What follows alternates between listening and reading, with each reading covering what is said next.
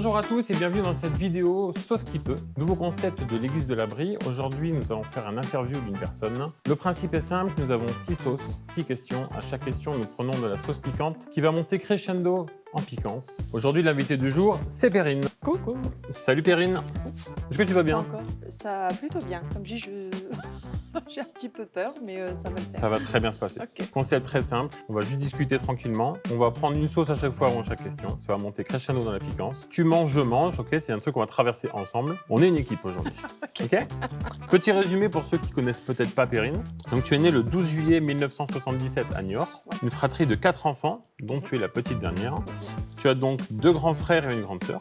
Ton nom de jeune fille, c'est Lamio, et ton surnom, c'est PO. Pourquoi pas? Pourquoi pas. Tu as épousé Jonathan Fauvel le 28 août 99, dont vous avez fêté vos 25 ans de mariage, et tu es parent de 4 enfants, Ethan, Johanna, Elliot et Phileas. Tu as également pas mal de tatouages. Ouais. Est-ce que tu as un tatouage préféré, favori, que tu peux nous montrer, nous expliquer un peu la signification? Alors, je crois que mon préféré, c'est peut-être celui-là, mais déjà parce qu'il a de la couleur et parce que voilà, c'est un espèce de bouquet de fleurs sauvages, voilà, dans l'idée que la fleur est belle et que le côté sauvage est voilà, la simplicité. Voilà. Ok. Et puis, c'est un coquelicot violet. C'est en voie de disparition. Ok. Est-ce que tu es prête pour la première question? Ok, déjà, vas-y. Ok, on passe à la première question. Première sauce, c'est la sauce Egoa. Donc, je te laisse prendre la première sauce. On est à 1500 sur l'échelle de Scoville. Donc, l'échelle de Scoville, qu'est-ce que c'est? L'échelle de Scoville, c'est l'échelle qui va... J'y vais. Tu peux la première nugget, vas-y. L'échelle de Scoville, c'est l'échelle qui va donner le niveau de piquance des sauces, du piment en général, d'accord? Donc, on commence avec 1500 sur Ok. l'échelle de Scoville et on va jusqu'à la dernière, jusqu'à 1 million. Oh. Ok? Pour donner un peu un ordre d'idée, Ok. la harissa, on est dans les alentours de 40-45 000 sur l'échelle de Scoville. Ok. Ok? Est-ce que tu es prête? On mange en même temps? Ouais. Moi, mes nuggets sont déjà saucés. Ok. Ok? Je t'avoue, j'ai commencé doucement parce que j'aurais pas le choix à la fin. C'est parti, on y va. Tu manges épicé, toi, un petit peu? C'est quoi ton rapport avec la nourriture épicée? J'aime bien, mais à la maison, ils aiment pas trop. Alors c'est vrai que j'en fais pas souvent. Ok. Ça va. Alors après, pour être honnête, ce midi, là, j'ai mis de la moutarde un peu relevée, histoire de me préparer au truc. Ouais. J'ai pleuré. Ok. Donc je suis Là, peut-être ça pas... Là, il est plutôt pas mal. On va Plutôt dire pas assez mal. relevé. C'est Ok. pas... ça arrache pas. On Mais t'a c'est posé pas des mal. petites questions pour préparer l'interview. Et une chose qui est revenue, c'est que tu parles de manque de confiance en soi. Donc tu dis que tu n'as pas confiance en toi, voire pas du tout. Alors je cite, hein, « Je suis perfectionniste et je suis tout sauf parfaite. Alors rien de ce que je peux faire ou dire ne sera à la hauteur de mes exigences. Je m'abstiens la plupart du temps. » Comment t'expliques ce manque de confiance en soi que tu as toujours eu ou c'est un... Ouais, je crois que j'ai toujours eu... Comment je l'explique? Comme je pense que j'ai un niveau d'exigence avec moi-même qui est un petit peu très élevé et du coup, je préfère m'abstenir si je sais que ce ne sera pas parfait. Et Ok. comme de toute façon, ce ne sera pas parfait. Tu t'abstiens beaucoup. Je m'abstiens beaucoup. Ok. Sauf, il y a des fois, on me pousse, je le fais et je sais que ce ne sera pas parfait, mais on m'a poussé. C'est pas moi qui l'ai voulu. Ok.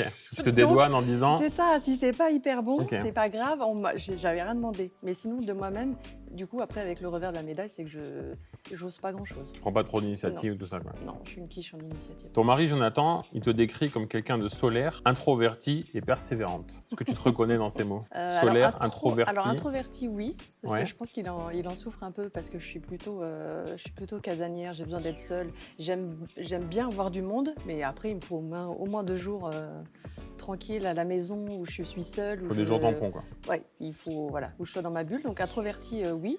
Solaire. Solaire, je sais pas, c'est parce que je viens un peu du sud que Ouais. j'espère que je rayonne, mais je sais pas. Et persévérante? Persévérante, ouais, j'aurais dit, je sais pas si dans la persévérance tu entends aussi la résilience, mais je pense qu'il y a un côté, rien n'est grave, on se relève, on s'époussette un peu les jambes, les genoux qui saignent, on y va. On y retourne, quoi. Ouais, on y retourne.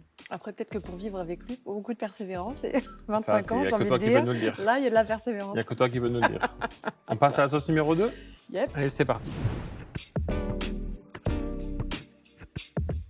Donc, sauce numéro 2, c'est la sauce sriracha. Donc, on était à 1500 et on passe à 15 000 sur l'échelle de Scoville. Et pourquoi rajouter un 0 direct? Parce que c'est plus simple de monter crescendo que si on monte jusqu'à 200 et qu'on passe à 1 million d'un coup, ça va être compliqué.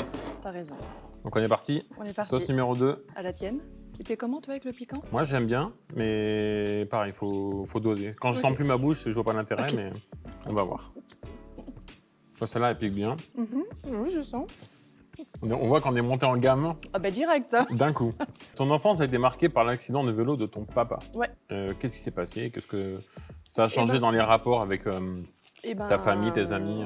J'étais pitchoute, j'avais 4 ans, on habitait... Ça Ça gratte pique. déjà un peu quand même. Si jamais il y a déjà de l'eau, Ouais, du lait, non, mais ça, n'hésite tu pas, peux- hein, le miel.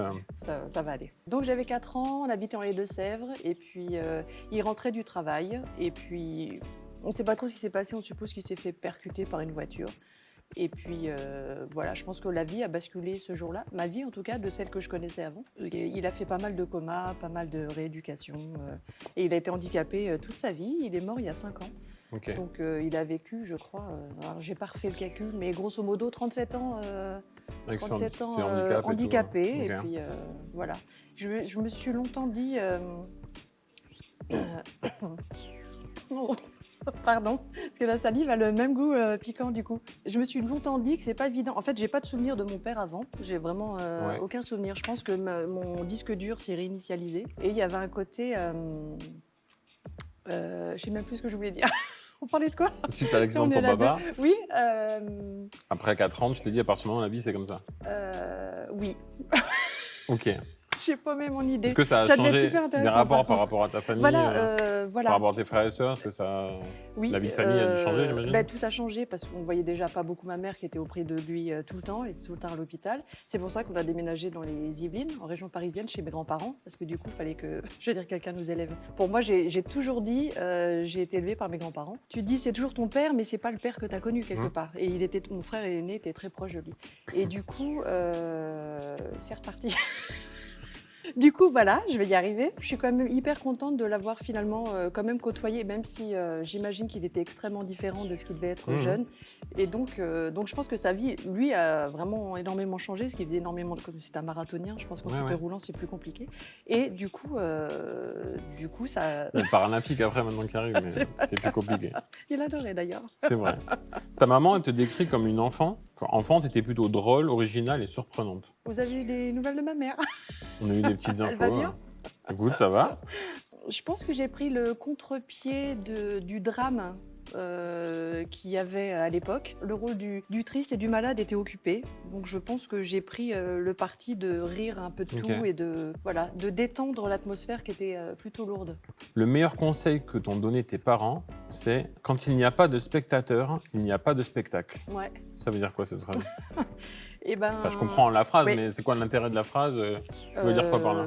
Je pense que c'était ressorti à toutes les sauces. Donc on la ressort aujourd'hui, du coup? On la ressort aujourd'hui. Parce que je trouve que la vie était dure. Moi, en plus, qui était plutôt légère et plutôt insouciante, je pense que je prenais quand même pas mal de coups à l'école. Ouais. Bon, je peux pas dire que j'ai une enfance malheureuse non plus. Hein. J'ai pas été harcelée ou des trucs comme ça, mais voilà, je trouve que c'était pas évident quand même. L'adolescence, le collège, on sait, c'est la jungle, par exemple, ce genre de choses. Et je sais que je rentrais souvent en me disant oui, il y a un tel qui m'a fait ça, machin et tout. Et ma mère me dit toujours, il n'y a pas de spectateur. Quand il n'y a pas de spectacle, non, quand il n'y a pas de spectateur. On peut tromper une fois. Quand il n'y a pas de spectateur, il n'y a pas de spectacle. spectacle. Donc en gros, voilà, tu les ignores et puis ils vont se lasser. On passe à la troisième sauce? C'est parti. Allez, c'est parti, troisième sauce.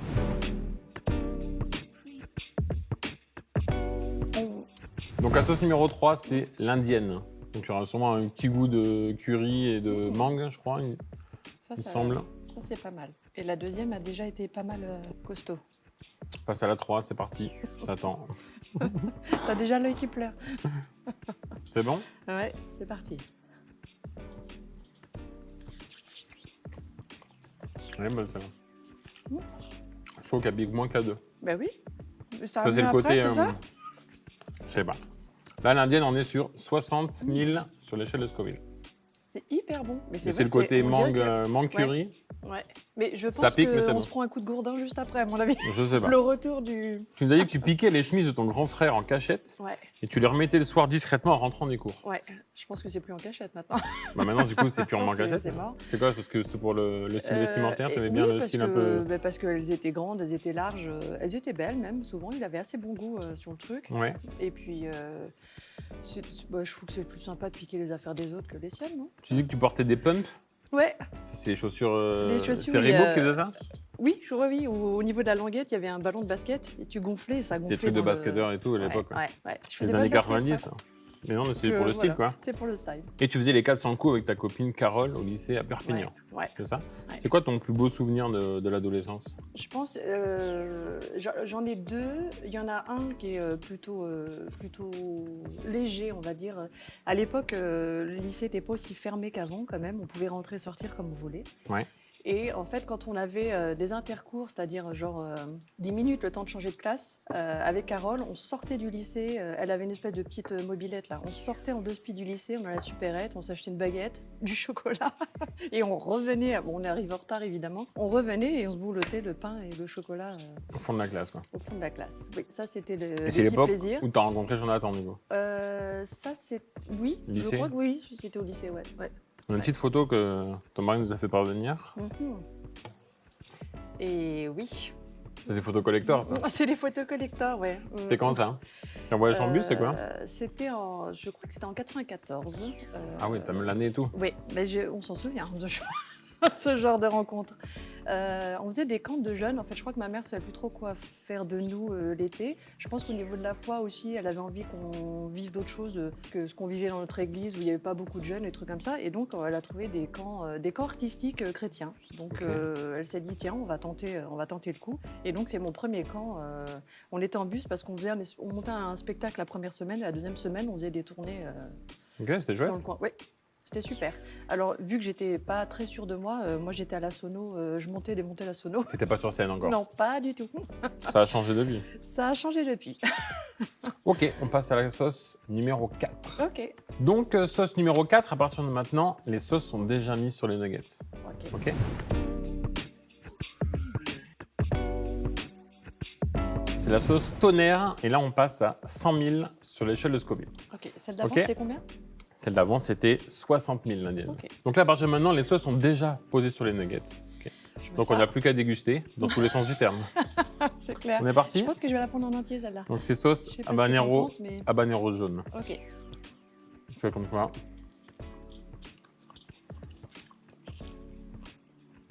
Ça arrive doucement. Au niveau de tes études, tu as fait un DUG économique et social et une licence RH. Tu as fait plein de petits boulots différents et aujourd'hui, tu fais la comptabilité et l'administratif dans la société de ton mari qui a fait une auto-entreprise dans le bâtiment, c'est ça en général? Ouais, construction bois, ouais. Tu prends soin de tes 4 enfants à la maison J'essaie. et tu es impliqué dans le staff de l'église de la Brie et dans le service en général. Est-ce que tu peux nous raconter comment tu as rencontré Dieu et donné ta vie à Jésus? Et ben, du coup, c'était lors de ce camp en 94 où déjà on apprenait à se connaître soi, j'ai envie de dire, connaître les autres et connaître soi aussi, parce que je trouve que c'est marrant comme les camps artistiques. Mais à côté aussi, on sort un peu de nous-mêmes, quoi. Donc, et comme c'était pas mon... Parce que je faisais quand même les ateliers à côté. C'est clair ou pas ce que je dis? C'est très clair. Donc, on faisait des ateliers aussi à côté, donc je les faisais, mais sauf qu'après, je montais pas sur scène. Mais bref, donc c'était déjà hyper intéressant. Je trouve que j'ai appris des tas de choses sur moi. Et puis, je me souviens d'une soirée où on avait des messages je sais pas comment on appelle ça, en plénière, quoi. On était tous ensemble, on écoutait les messages. Je rigole aussi parce que quand j'avale ma salive, ça chauffe beaucoup. Et puis, ça... c'est marrant parce qu'en le mangeant, ça allait, et puis bim. Ça vient après. Et donc, je me souviens que le gars qui a porté le message a dit « Est-ce que vous voulez rencontrer Dieu comme votre père ?» Et du coup, moi, avec mon histoire, j'ai longtemps réfléchi à me dire comme mon père, c'est-à-dire je voyais pas. Vraiment, j'ai résisté en me disant je comprends pas ce qu'il raconte. Comment Dieu peut être un père? Ça a été une lutte. Je me souviens, il était là en me disant est-ce qu'il y en a qui veulent compris pour eux, j'étais sur ma chaise et je dis mais jamais de la vie, je comprends pas ce concept, c'est non. Et puis à un moment donné, je pense que je me suis dit oh puis après tout qu'est-ce que je risque? Ouais, je vais peut-être tenter, je sais pas ce que c'est qu'un père, je vais peut-être du coup découvrir ce qu'on entend par père derrière. Et du coup, je me souviens du coup m'être levée en disant moi je veux bien compris pour moi. Qu'est-ce qui t'impressionne chez Jésus particulièrement? Bah déjà qu'il est parfait, tu sais moi la perfection. On en revient. C'est peut-être pour ça que je l'aime lui. Il y a plein de choses, il y a plein de choses qui m'impressionnent. J'ai l'impression qu'il est extrêmement calé, calé, je veux dire pas calé sur des sujets, mais calé. Tu peux À sa place. tu peux pas le faire bouger. Il sait, il est, tu vois, je sais pas comment dire ça. Je comprends l'idée. Crame. Je comprends l'idée. Tu peux prendre quelque chose pour atténuer. Hein. Le miel, ça marche très bien. C'est vrai? Ouais. Je ne sais pas si je suis très miel, mais après, je pense que je vais l'être. Peut-être qu'après cette émission... Je me rince, Vas-y. histoire de Tu peux prendre ne du pas lait, y a pas de bafouiller. souci. Je ne vais pas te postillonner dessus, Non, c'est vas-y, il n'y a pas de dommage. souci. Il y a quelques années, ton beau-frère a remis la foi chrétienne en question pour se tourner au judaïsme. Ouais. Qu'est-ce que ça a produit dans ta vie de couple, ta vie de famille, la relation avec lui Ouais. Ça a fait l'effet d'une bombe, j'avoue. Ouais. Après, on était donc avec Jo, on était chrétiens depuis longtemps. On va dire que ça roulait gentiment, tout allait bien. Un de ses meilleurs potes était scribe. Je sais pas si tu vois ce que c'est, scribe. Bref, il lisait l'écriture dans les manuscrits, dans les textes anciens, machin et tout. Il a dit le Jésus qu'on pensait connaître, en fait, on s'est planté. C'est pas le bon, c'est pas lui. En fait, il n'est pas encore arrivé. Non, le Messie n'est pas encore arrivé. On va l'attendre. Et puis voilà. Ça, ce qui nous a troublés, c'est qu'en fait, il s'est appuyé sur ces textes pour nous dire ces certitudes-là. Et donc, du coup, ça nous a vachement ébranlés en disant mais comment on a pu passer à côté de ça, comment on a pu se tromper autant. Enfin, voilà, donc vous aussi, ça vous a remis en question aussi. Ben oui, bien sûr. À ce moment-là, tu t'es dit, mais peut-être qu'il a raison et peut-être qu'on se trompe depuis le début. Oui, et en plus, chose non négligeable, c'était le grand frère de Jo. Je pense que je serais venue de mon côté, j'aurais dit oui, pourquoi pas, écoutons. Mais là, voilà, il était soutien de famille. Mais je trouve dans le sens financier du terme, mais dans le sens aussi posture, tu vois, de la famille. Ça nous a pas mal ébranlés et on a passé presque 1 an et demi, j'irais, à se poser des questions. On n'avait plus envie d'aller à l'église. On disait, mais en fait, si tout est faux, à quoi ça rime? Voilà, ça nous a vraiment ébranlés pendant 1 an et demi à peu près. Okay. Est-ce que tu veux savoir ce qui s'est passé pour que... Bien sûr que non. Ok, ben je me bouche un peu alors. Si ça Vas-y, dérange pas. bouge-toi et bien sûr qu'on veut savoir ce qui s'est passé après. Ah. Eh ben, on s'est arrêté, on a vraiment pris la décision avec Jo en disant est-ce qu'on fait un choix et on fait un choix parce qu'on ne peut pas être le cul entre deux chaises comme ça, on fait un choix. Et moi, je me suis toujours appuyée là-dessus de toute mon histoire de foi. C'est que mon père, quand il était dans le coma, plusieurs fois, on a appelé ma mère en disant il passera pas la nuit, faites venir les enfants pour lui dire au revoir parce que demain, il sera plus là. Chaque fois, c'était des nuits en prière en disant écoute Seigneur, que ta volonté soit faite, maintenant on veut s'attendre à toi. Et le lendemain matin, il est toujours là, ça va, tout s'est arrangé, enfin toutes les consciences se sont arrangées. Et alors je suis pas quelqu'un qui est très, qui est très dans les signes, dans les miracles, dans les trucs comme ça, mais ça je me suis toujours appuyée là-dessus en disant en fait, le Jésus dans lequel je veux croire, c'est celui qui a fait que mon père a passé nuit après nuit, tu vois, jusqu'à aujourd'hui. Et j'ai dit en fait c'est lui que je veux suivre. Et c'est comme ça qu'on s'est positionné. C'est les nuggets. C'est un tout. Ça fait ressortir les c'est émotions. C'est comme ça qu'on s'est positionné vraiment et qu'on s'est dit en fait c'est dans ce Jésus-là que j'ai envie de croire. Même si, comme je dis, je passe pas mon temps à essayer de trouver des signes ou des miracles ou des trucs comme ça. C'est juste que moi, j'ai connu mon père pendant 37 ans. Et je crois vraiment que Jésus est pour quelque chose. Merci. Mais de rien.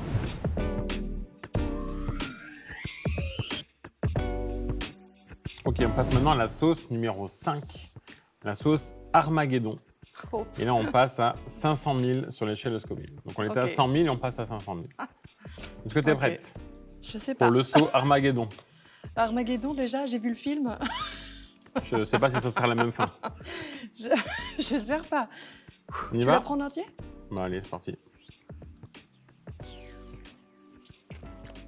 Celle-là, ça va piquer, les amis. La vie d'adulte, de couple, de parents, c'est jamais un long fleuve tranquille. Ouais, je te confirme. Qu'est-ce qui t'a permis de rester attaché à Dieu ces dernières années? Eh ben, je crois que c'est justement parce que c'est pas un long fleuve tranquille et que je recommencerai pas tout ce que j'ai vécu en n'ayant aucune espérance, en n'ayant aucun espoir, en n'ayant personne sur qui compter. Enfin, je peux compter sur mon mari, hein, mais, mais... j'ai un profond respect pour les gens qui ont décidé que Dieu n'existait pas et qu'ils n'en voulaient pas, parce que je sais pas comment ils font pour être seuls. Ça chauffe très fort. Ok, ouais. Comment tu l'as vu agir dans ta vie ces dernières années, Dieu? Ouais, ça chauffe de fou, là. Ouais. Là, j'ai la langue... J'essaie de plus avaler, je te dis. La salive, c'est dur. Hein. Donc, comment tu l'as vu agir dans ta vie ces derniers temps? Je vais prendre un peu de lait aussi. Ah, la tienne. Je crois que ça tabasse.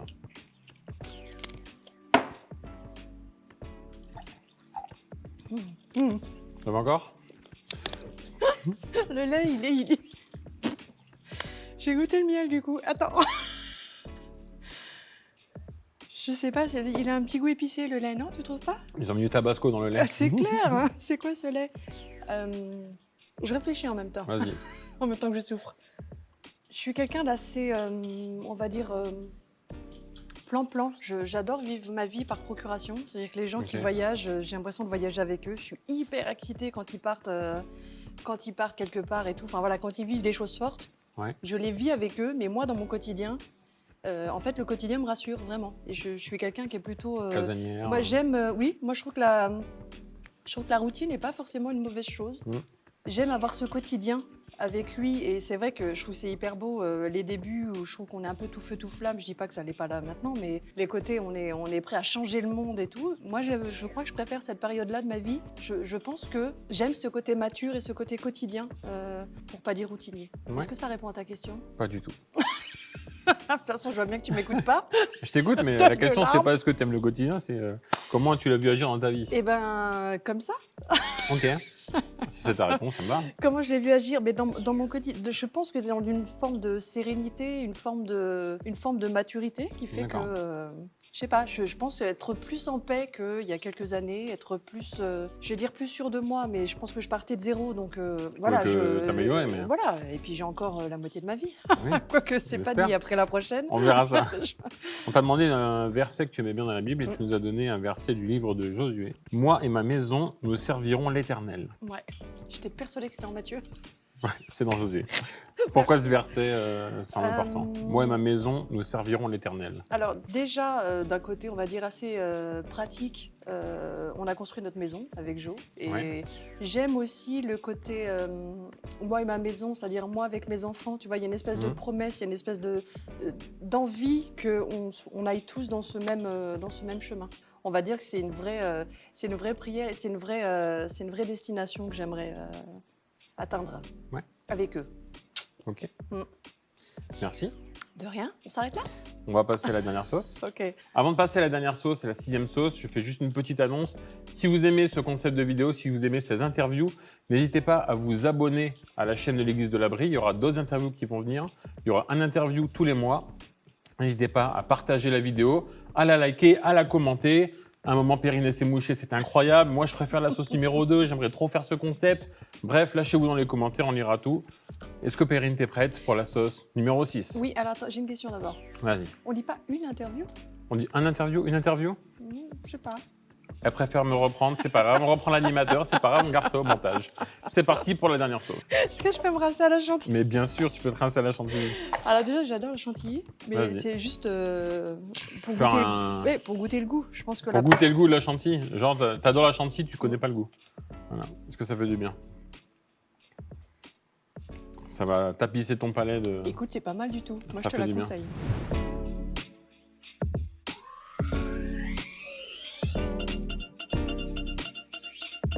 La sauce numéro 6, c'est la sauce tsunami. Et la sauce tsunami, on est à 1 million sur l'échelle de Scoville. Ah, j'ai vu le film aussi. T'as vu le film aussi? C'est pas. Ok, est-ce que c'est bon? T'es prête pour la sauce numéro 6? Ouais, C'est parti. c'est la dernière de toute façon. Si on crève, on aura fait le truc. C'est ça. On peut même trinquer pour la dernière si tu Ça, veux. ça coule même en dessous. On chine. On se retrouve de l'autre côté, Perrine. Ouais, si, ouais. Oh. Il y a des nouveautés. C'est qu'en fait, ça arrache direct. Ah ouais, là, il n'y a pas de...